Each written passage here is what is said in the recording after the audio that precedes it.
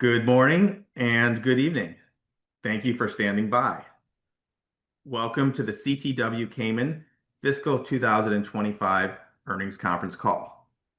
Please note that today's conference may be recorded. My name is Matt Chesler from FNK IR. Hosting today's call is Ryuichi Sasaki, CTW's founder, CEO, and chairman, and Patrick Liu, CTW's CFO. Before we begin, please be aware that today's discussion may include forward-looking statements as defined under the Private Securities Litigation Reform Act of 1995 and other federal securities laws. These statements reflect management's current expectations and involve risks and uncertainties that could cause actual results to differ materially. CTW undertakes no obligation to update these statements except as required by law. For a detailed discussion of risks and uncertainties, please refer to our Form 20-F and other filings with the SEC. We will also discuss certain non-GAAP financial measures. These measures should not be viewed as a substitute for GAAP results and may differ from those used by other companies. Reconciliations to the most comparable GAAP measures can be found in our Form 20-F filed yesterday, our earnings release, and on the investors section of our website. With that, I'll now turn the call over to Ryuichi. 皆様おはようございます。本日は8月にナスダック市場へ上場して以来初めてとなる CTW ケイマンの決算説明会にご参加いただき誠にありがとうございます。世界中の株主の皆様、パートナーの皆様、そしてチームメンバーの皆様、この場を共にできることを大変光栄に思います。2025年度は CTW にとって節目の年となりました。売上高は過去最高の9040万ドルとなり、前年同期比 32% の増昇を達成しました。特に下期には成長率が 41% まで加速いたしました。この力強い業績を支えたのは7本の新作タイトルの成功的なローンチ、グローバルでのプレイヤー一層の拡大、そして将来の成長に向けた技術運営基盤の強化です。現在、当社プラットフォーム上では29本のタイトルが展開されております。私がCTW を創業したとき、単なるゲーム会社を作りたいと思いませんでした。人々の想像力でつなぎ、テクノロジーが壁ではなく、架け橋となるようなプラットフォームを作りたいと考えました。幼い頃、アニメは私の想像力をかき立て、夢を見る力を与えてくれました。その感動を世界中の人々と共有し、それは CTW の原点となりました。当社のプラットフォーム G123、アニメファンやゲーマーの皆様に新しい手軽さと楽しさを提供していきます。プレイヤーはブラウザ上で即座にゲームを開始でき、ダウンロードも不要。煩わしい広告もありません。このシンプルさこそが私たちのビジョンの中核です。アニメの物語やキャラクターとの出会いを誰にでもどこでもシームレスに楽しめる世界を目指しています。8月のナスダック上場記念ベールセレモニーでは1000年後にも人類に貢献した企業として CTW が記憶されることを私の最大の願いとしてお話ししました。それは大きな目標のように聞こえるかもしれませんが、エンターテインメントがテクノロジーと総合力と融合することで人々をつなぎ、世代を超えて前向きな変化を生み出せると私は本気で信じています。2025年度の成果はこのビジョンが現実のものになりつつあることを示しております。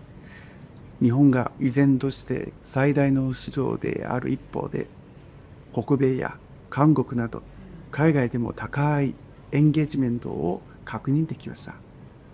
日本国外のユーザーによる売上の比率は前年度の 19% からなんと 30% へと拡大しております。これはアニメやブラウザゲームの魅力が世界共通であり、当社の取り込みがグローバルに共感を得ていることを示しております。そして雲ですが何がやありふれた職業などの新作タイトルの成功は魅力的な IP を生み出し、優れた外部開発パートナーと協力してファンを喜ばせる体系を生み出した当社の強みを示しております。そしてこれはまだ始まりにすぎません。2026年度では弊社のラインナップはさらにエキサイティングなものになります。中でも注目すべきはドラえもんと本日ローンチとなったクレヨンしんちゃんです。このような作品は世界中のファンの皆様にお届けできることは CTW にとって特別な瞬間となります。さらに他にも多くの期待作品を続々と展開してまいります。これらはすでに事前登録開始している11タイトルを含む全24タイトルの一部にすぎません。非常に強いパイプラインになります。当社は自己資金を活用し、グローバル展開をさらに加速させていきます。上海の開発センターでは AI 技術を活用してプラットフォームの効率やマーケティング精度を高め、台北のアートデザイナーセンターでは開発パートナーに受けたキャラクターデザインや広告制作などのクリエイティブ支援を強化しています。これらの取り込みにより開発パートナーがより迅速にゲームをリリースできる環境を整え、 AI によるクロス再帰化でマーケティングの精度を高め、運営上のタイトルの拡大にも柔軟に対応できるエコシステムを構築しております。その結果、2025年度の広告費で効果ロアスは 116.4% と前年度の 99.3% から大幅に改善し、下期には 125.8% まで向上しました。これはデータに基づいた効率的な運営によってユーザーを効果的に獲得、維持できるという当社の競争優位性を示すものになります。これらの戦略的投資により一時的に利益率が圧迫されておりますが、北米をはじめ新規市場への進出を一斉実測的で収益性の高い正常基盤の一層強化されております。現在 CTW は転換点に立っていると考えております。継続的なイノベーション、規律ある実行力、そして創造的なビジョン、核とする当社のビジネスモデルは拡張性と実績を兼ね備え、今まさに大きな勢いを得ています。社員の皆様は心から感謝しています。皆さんの情熱と献身こそが CTW の成功を支える原動力です。株主の皆様は上場企業としての第一歩を踏み出した私たちを信頼してくださり、誠にありがとうございます。そして世界中のプレイヤーの皆様、私たちのゲームという夢を信じてくださり、本当にありがとうございます。CTW の本当の挑戦はこれから始まります。創業当初から変わらぬ思い、遊びの力で世界を変えるという信念を胸に、これからも歩み続ける参ります。それでは当社の CFO でありパトリックさんより財務状況についてご説明いたします。Thank you, Ryoichi, and good morning, everyone. I will provide additional context around our financial results for the fiscal year ended July 31st, 2025, focusing on the key factors behind our profitability, cost structure, and financial position.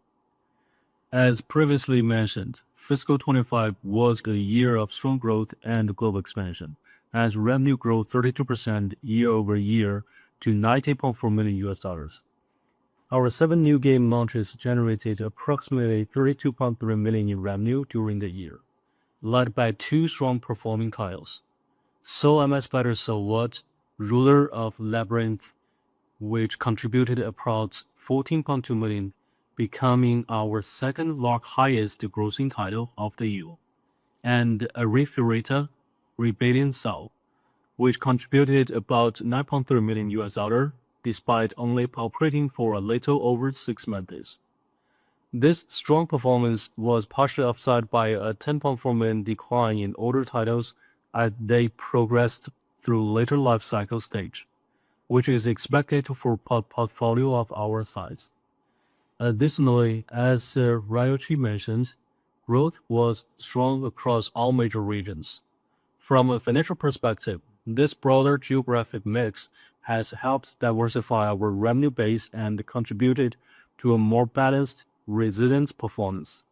We continue to see encouraging trends outside Japan as we scale internationally.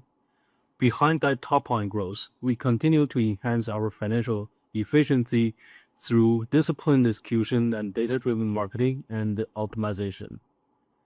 Well, we recorded a small operating loss of $1.1 million, compared with operating income of $6.7 million last year. This was primarily due to strategic investment in AI-driven optimization, creative capabilities, and marketing to support the launch of new ISOs and to optimally expand our gaming platform. These are fundamental expenses that will drive long-term scale and marketing improvement. Internally, we monitor segment profit, our key performance metric, which increased year over year by $4.3 million to $31.3 million, reflecting improved operational efficiency and monetization across existing titles. On a non-GAAP basis, adjusted EBITDA remained positive at $8 million, compared with $12 million in fiscal year 24. The decline reflects higher personnel and marketing investments as we prepare for our next growth phase. Despite these investments, adjusted EBITDA continues to demonstrate the underlying strength of our asset-light, scalable model. Our return on advertising spend improved from 99% in fiscal year 24 to 116% in fiscal year 25, and reached 126% in the second half. While we significantly increased advertising spend to support new launches and live games, this shows that even with larger ad budgets, our AI-driven marketing system and return-focused culture continues to allocate marketing dollars wisely and efficiently. Regarding cash flow and balance sheet, we closed the year with a solid financial position and no debt. Cash and cash equivalents were $12.2 million as of July 31st, 2025. Subsequent to the fiscal year end, we completed our initial public offering on the Nasdaq and raised $12 million in gross proceeds in the process. Thus, our balance sheet is strong and provides sufficient flexibility to continue supporting global expansion and technology investments while maintaining financial discipline. Operating cash flow remained positive in fiscal year 25, reflecting healthy business fundamentals and disciplined working capital management. Looking ahead, in fiscal year 26, our priority is to translate recent investments we made into both growth and operating leverage. As our AI systems and creative infrastructure mature, we expect to see efficiency gains across marketing, user engagement, and partner support. For the upcoming year, we expect to see continued top-line growth, driven by our expanding global presence and the strength of our upcoming releases. As we grow, we also expect operating expenses to increase, including investment in talent, infrastructure, and marketing expansion to support a larger global footprint and a broader title portfolio. We will continue to invest with discipline. Every major spending decision will be evaluated based on expected returns, ensuring we allocate resources efficiently and maintain a strong focus on long-term value creation. We're also expanding our footprint in the United States and will be opening a new office in New York City. This represents both incremental investment and a strategic commitment to the US market, enabling us to build local capabilities, better support partners, and accelerate our growth in the region. To summarize, fiscal 25 was a year of purposeful investment and disciplined execution. Despite a temporary operating loss, we increased our top line and segment profit, maintained positive adjusted EBITDA, and improved marketing efficiency, demonstrating the scalability and the resilience of our platform. Those results reflect our continued commitment to building for the long term. We intentionally deployed resources to prepare for our public listing and global expansion while keeping our balance sheet healthy, debt-free, and supported by positive operating cash flows. Looking ahead, we enter fiscal 26 with strong momentum. With a solid foundation, growing operational leverage, and a deep content pipeline, CTW is well positioned to deliver sustainable and profitable growth in the years to come. Thank you, and I will now turn the call back to the operator to begin the Q&A session. Thank you, Patrick. We're now going to open up for the question and answer session. From Zoom, there are two ways you can participate. The first is to raise your hand using the icon, which is at the bottom of your screen. Clicking this will alert us that you want to be called on to ask a live question, so you'll be placed into queue and called upon. Just note, you're going to be on mute until you're called upon. The second way to participate in Q&A is to use the Q&A widget, which will allow you to type in and text the question. We will take questions from there as well, but just note, if we run into a time constraint, we'll get back to you if your question is not asked on today's call. With that, we'll now begin and pause for a moment to begin the queue.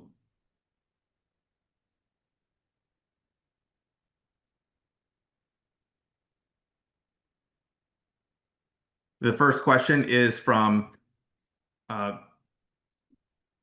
Vincent Fernando from 01.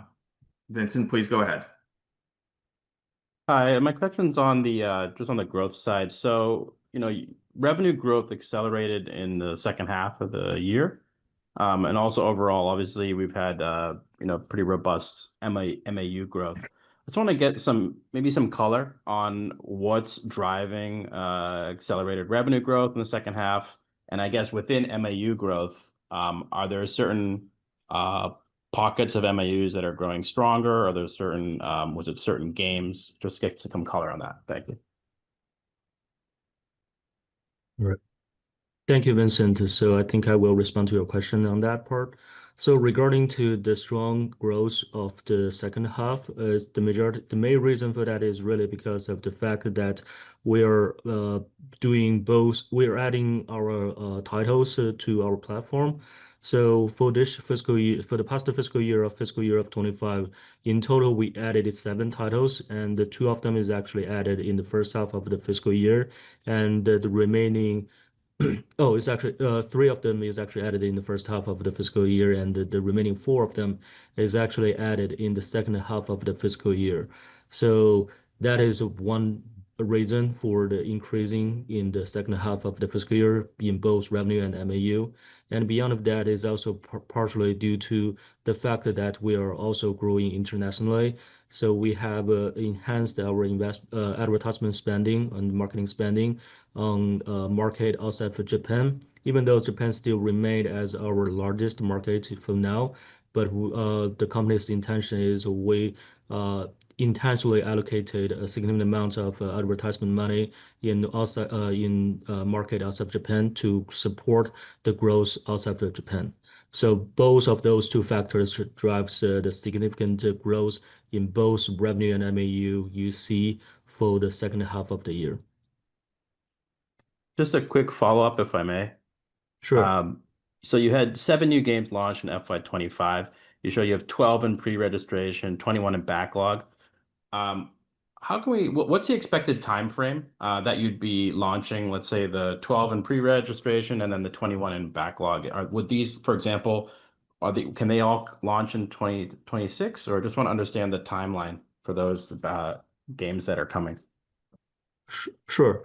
So, one thing before I even go deeper into your question, there's one thing I do want to clarify with you. So right now as of now, we have actually 11 new games in pre-registration. We actually just launched a new game, Chingchang, earlier today. So one of the game that is actually moved from pre-registration to live today. So we're expecting very great performance of that game.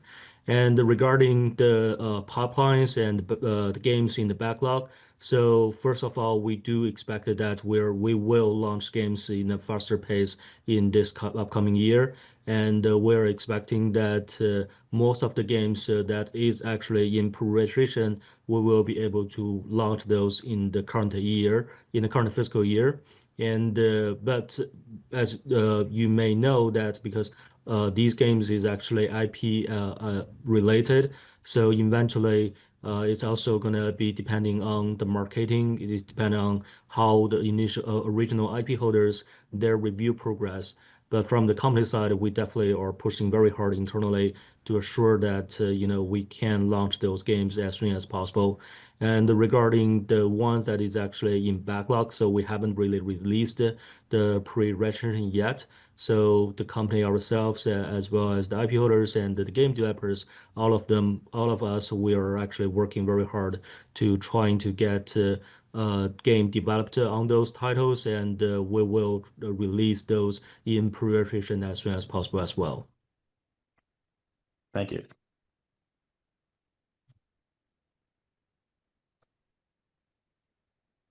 The next question is from Steve Silver from Argus Research. Steve, your line is unmuted. Please go ahead. Thank you, and thanks for taking the questions, and congratulations on all the milestones this past year. The prepared remarks talked quite a bit about the expansion efforts globally, North America in particular, being in the early stages of growth. Curious as to your thoughts around the potential size for the North American market, and whether it could ever achieve a similar level to that of Japan. Yeah. So first of all, thank you very much for your question. Regarding the US and North American region market, the company definitely has a great expectation of this region because the fact of historically, North American has been one of the major gaming markets in the world. And beyond that, we also noted that there's trends in the recent couple of years that the fandoms in North American region is actually built very well because of the factor of those international entertainment platform like Netflix and Amazon Prime and all those entertainment platform. So we definitely expected that in the long run, eventually the North American region in certain titles based on titles and the game types. Some of those ones, maybe the North American region market will actually lead the Japanese market. But as of now, the Japanese market is still the largest market of the company. But we do expect it that the North American region, as soon as we started the launch of the open of our office, and we are starting to hire local specialists to explore the local market, we will see even faster growth in the North American region. Great, thank you. And one more, if I may, as well. Given the competition in the industry broadly, can you just talk a little bit about what sets CTW apart from its peers, just in terms of its ability to secure rights to the most attractive anime IP?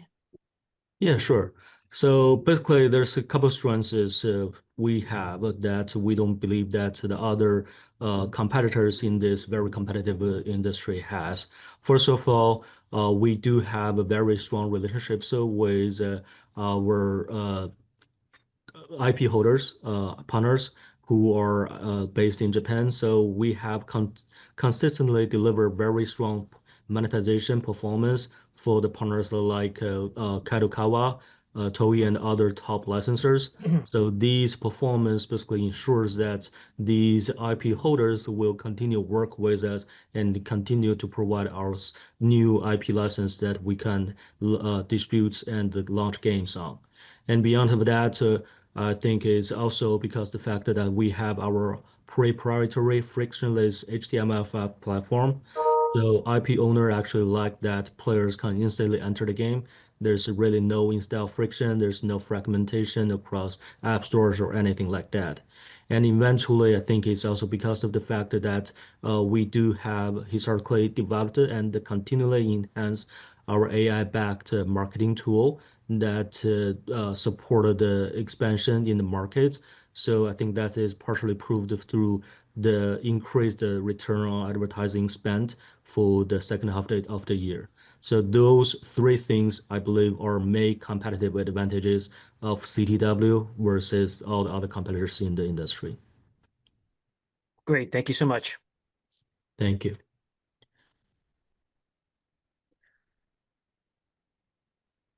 The next question is a follow-up question from Vincent Fernando from 01. I am going to call on you now. Vincent, I think your line is Yeah, I open. Please think go I'm ahead. on. Yeah, thank you. Thank you. Okay, just want to speak a bit on the US side. What are the initiatives and strategy that you have for growing the US? Obviously, there's organic growth. Are you also looking at M&A? And Yes. and my second question on that, just on a follow-up, is, you know, the US obviously has a lot of spending power. I've seen some research that even on anime, they already spend quite a bit. Um, do you expect that the US users, once they've kind of, you know, become, I guess, more regular on the platform, become some of the higher spenders maybe than even Japan? Those are my two questions. All right. Thank you. Thank you so much, Vincent. So first of all, regarding your first question, so what we're going to do in regarding to our expansion plan in the North American region. So definitely one thing beyond of organic growth and beyond of opening up our office and hiring local folks who are familiar with the local markets, we definitely are generally looking forward for any potential M&A opportunities here in the US as well. So the primary targets we're looking for right now is some small to middle-size, marketing channels that, has already reached out to, has their own reach out to the local fandoms and already are well known by the local anime fan bases. And if in case of there's any potential great opportunities for us to be part of that, we definitely would love to have an M&A over those opportunities. And beyond of that, regarding your second question about expand customer spending and the so-called whale customers in North American, yes, and we definitely are already seeing there's some large whale customers in the North American region. But for now, because we have actually just started the expansion in the North American region, so in the absolute number wise, I think Japan, South Korea remain has the highest monetization market for per capita for now. But we do, as I mentioned earlier, because of the great potential of the North American region, we do believe in the midterm to long term, we will definitely see more and more whale play customers in the North American region. And eventually, for certain games, I believe that North American definitely will have the chance that having leading the revenue generation and leading the spending per capita even before Japan or any other region in the world. Great, thank you. Thank you, Vincent. I'll pause to see if there are any more questions. If we have time, I could actually wouldn't mind asking one more. That's okay. It's quite fine. Please go ahead. Sure. So I just would like to understand a bit more on capabilities you've been developing in your AI-driven user acquisition. Mhm. I know there was some, there was a lot of description in some of your previous disclosures, but just want to understand, I know you've been investing heavily in that. Could you maybe share maybe some of the new initiatives or the new capabilities that you've been investing in?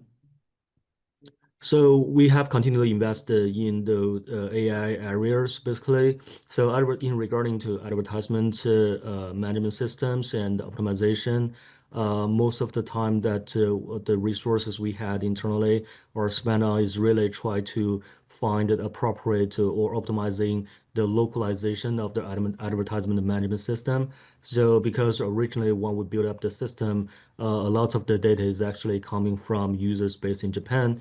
But because of the fact that we are actually expanding globally and we are seeing more and more users from the other parts of the world in South Korea, North America, and we're actually building up and or refining our models that based on the the user information and the data we collected from the other markets of the world and to continually enhance our AI-backed advertisement management system.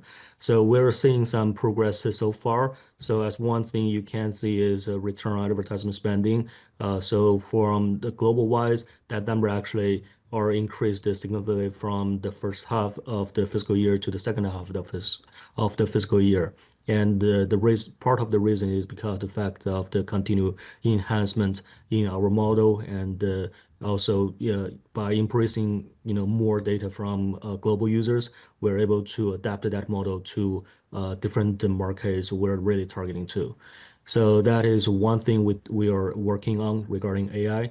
And beyond of the advertisement marketing optimization, internally, we also have AI teams to work on other AI-backed tool that also support the successful and continued launch of the new games. For example, we have continually enhanced and developed AI tools regarding to support the arts and design centers.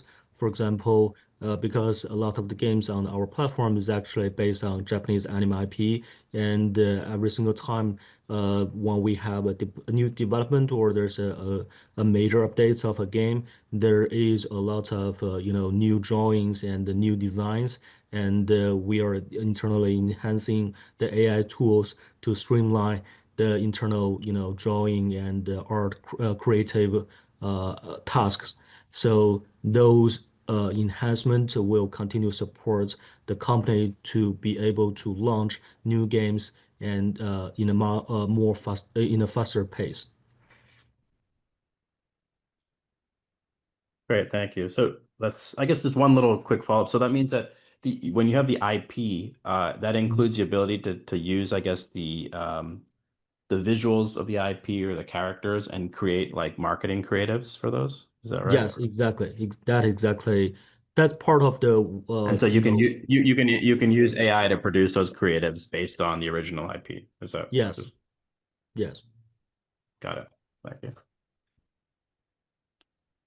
Thanks for those additional questions, Vincent. And there are no more questions at this point.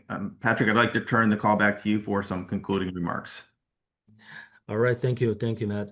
All right, so really appreciate everyone's time today, and we are very happy that we shared our great performance of the fiscal year of 2025, and we are looking forward for our upcoming year, the performance of our upcoming year, and we are expecting that we will launch more and more games, and we're expanding globally, especially in the North American region. Again, thank you all for your participation today, and hope you enjoy the rest of your day. And we definitely expect to see everyone in our next conference when it comes. Thank you. You may now disconnect your lines.